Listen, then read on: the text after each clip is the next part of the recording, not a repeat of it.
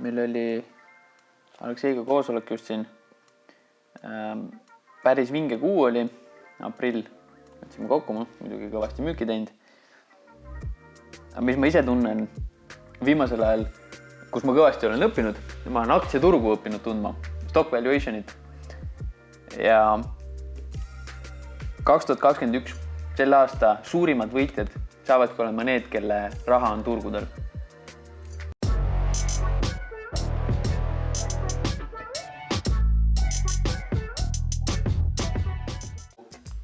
On metsikud võimalused tegelikult ettevõtetel, kes saavad mingitest suurematest trendidest osa, mingitest muutustest, mis maailmas praegu toimuvad. On see mingi ärikolimine online, mis iganes.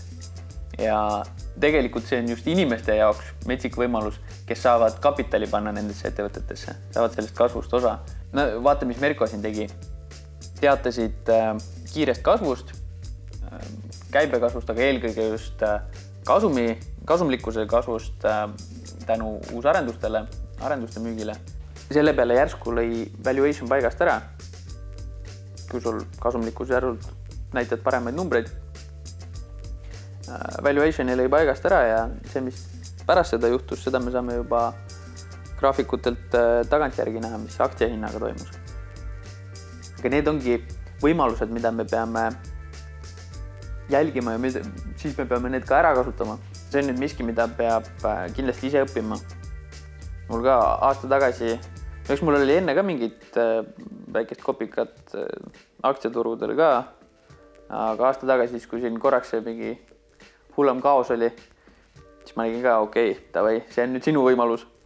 Hakkasin asja tõsisemalt võtma.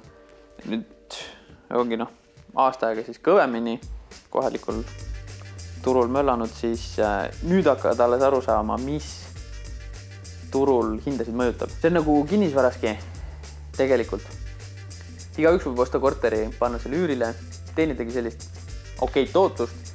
Kui sa tahad kiiresti enda kapitali kasvatada, kiirete hüpetega, teenida kõrgemat tootlust, sa pead väga hästi teadma, kus mida teha. Mis ma alguses üritasin aktsiaturul siis teha, ma üritasin leida ettevõtteid, mis on alahinnatud, aga siis jooksid mul eest ära need, kes tegid kes järsku kasvasid 30%. Väike tipp, jälgige kvartali aruandeid, nii kui need välja tulevad. Võib-olla mõni ettevõte annab ka igakuiselt infot, mis võib viidata kas siis käibekasvule, kasumlikkuse kasvule. Muul ajal turg on ennast hindades paika korrigeerinud, tavaliselt, enam-vähem. Aga kui sa näed, et ettevõttel kasum järsult kasvab ja sa näed, et see tulemus kandub ka aastasesse vaatesse edasi, siis see ongi koht, kus tegelikult valuation läheb järsku paigast ära ja siis kiiresti turg hakkab seda korrigeerima. See ongi, kust kiire kasv tuleb. See on koht, mida tuleb jälgida. See on täpselt, Merko on väga hea näide, mis siin juhtus. Minu mõtted tahtsin lihtsalt jagada esimeste vitsade pealt, mis olen õppinud. Kaua muidugi ei ole turul olnud, aga see on kindel. 2021 saab olema aasta, kus võidavad need, kelle raha on turgudel. Kapitali pressib nii palju. On siis aktsiaturud, kinnisvaraturg.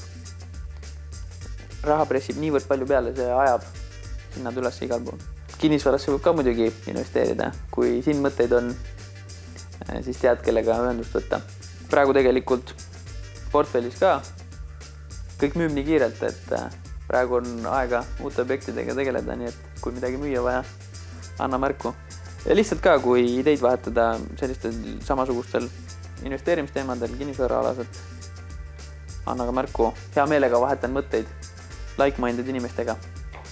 Alekseiga mõtleme siin ka ühte sellist community't teha. Täna just vahetasime ideid. Kus loomulikult meie poolt tuleks ka sisu, sarnaseid ideid, mis iganes, mõtteid, kus meie näeme võimalusi, aga mis oleks ka just interaktiivne, et community liikmed siis saaksid omavahel vestelda ja mõtteid vahetada. Meilt võib-olla kommentaare küsida, mis iganes. Loomulikult see tuleks kinnine grupp, nii et anna märku, kui sa oleksid millestki sarnast huvitatud. Me teaksime kutseid laiali saata ja kas selle ideega edasi liikuda. ehk anna märku, kui see oleks midagi huvitavat sulle. Aga